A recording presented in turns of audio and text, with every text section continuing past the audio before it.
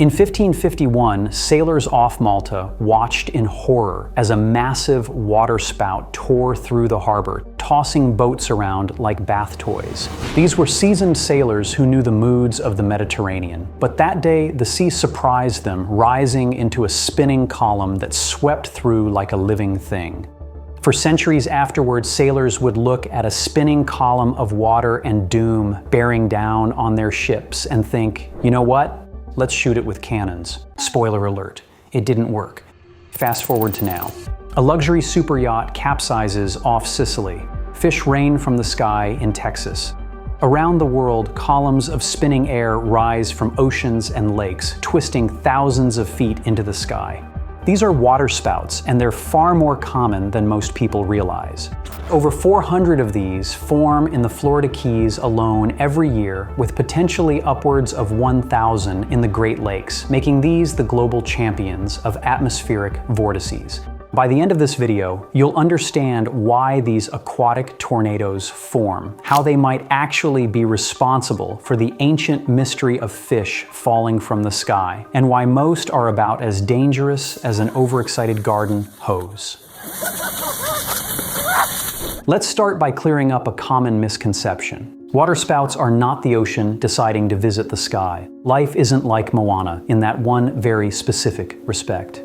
Studies confirm that the water you see is actually condensation from the clouds, not seawater being sucked skyward. You're looking at a cloud reaching down, not the ocean shooting up. Meteorologists distinguish between two fundamentally different types of waterspouts.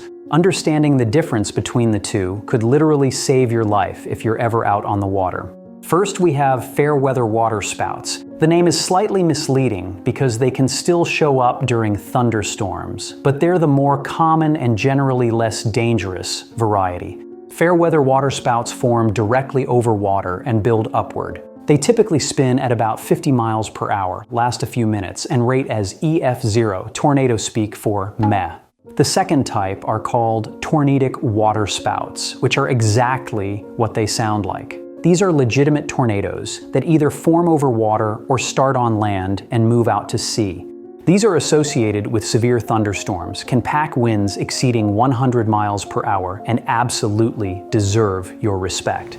During the 1969 Lower Keys Waterspout project, researchers measured rotational wind speeds in some Florida Keys waterspouts, reaching 190 miles per hour.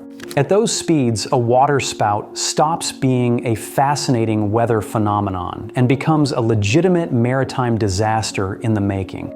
Let's focus on fair weather waterspouts first, since they're the most common type.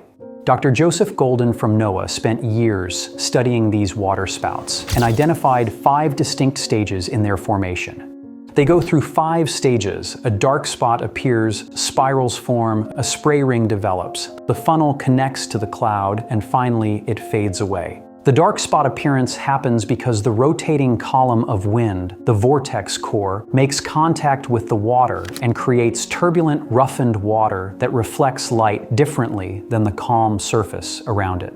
Most fair weather waterspouts dissipate rapidly when they reach land, rarely penetrating more than a few dozen yards inland. Now, not all waterspouts are so polite. Tornadic waterspouts form differently, and they're actually tornadoes that happen to occur over water. These beasts are born from powerful thunderstorms with the same rotating updraft, or mesocyclone, that fuels land-based tornadoes. They can form in supercell storms that roll in from the open ocean or even from coastal squall lines. Unlike fair weather waterspouts, these ones don't just vanish when they hit land. They started as tornadoes, so moving ashore doesn't slow them down much. In rare cases, they've come ashore packing winds over 100 miles per hour, tearing up boats, docks, and anything unlucky enough to be near the coastline. So while the average fair weather waterspout might make for a good photo op, a tornadic one is something you want to admire from very far away. Waterspouts can appear almost anywhere that warm water meets unstable air, but a few places have conditions so perfect that they're basically waterspout factories. Take the Florida Keys. Warm, humid air rises off the ocean like steam from a kettle, while cooler air aloft adds instability. Add in sea breezes colliding from both sides of the islands, and you've got all the ingredients for rotation. It's no wonder the Keys see more waterspouts than anywhere else on Earth, sometimes dozens in a single day. Farther north, the Great Lakes get their turn each autumn. When cold, dry air from Canada sweeps over the relatively warm lake surfaces, it acts like throwing ice cubes into hot soup. Chaos, steam, and spin. The sharp temperature difference creates rising thermals that can twist into fair weather waterspouts, especially in the early morning calm. They've also been spotted in the Mediterranean, off Australia's east coast, and even near the Arctic Circle. So North America is far from the only place with these spinny guys.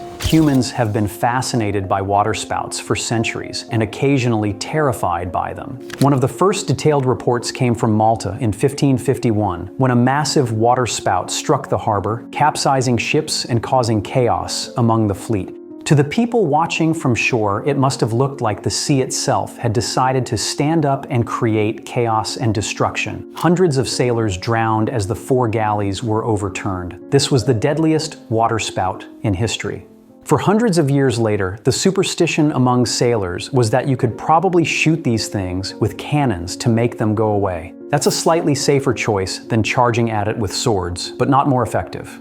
Centuries later, scientists began to take a more measured approach, learning from a safe distance and barely using any cannons at all. In the 1960s and 70s, Dr. Joseph Golden of NOAA led some of the first serious investigations into these spinning columns, even flying near active waterspouts to measure their wind speeds and structure.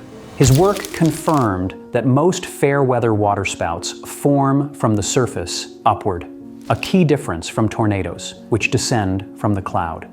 Modern researchers use Doppler radar, satellite imagery, and drones to track waterspouts in real time, mapping their wind fields and lifespan. They've recorded wind speeds up to 100 miles per hour, with pressure drops strong enough to lift spray and sometimes unlucky fish high into the air. Even with all our technology though, waterspouts remain elusive. They can form and vanish within minutes, often in places radar barely reaches. So whether it's the sailors of 1551 or the scientists of today, everyone studying these swirling marvels ends up learning the same thing. It's best to admire them from a healthy distance.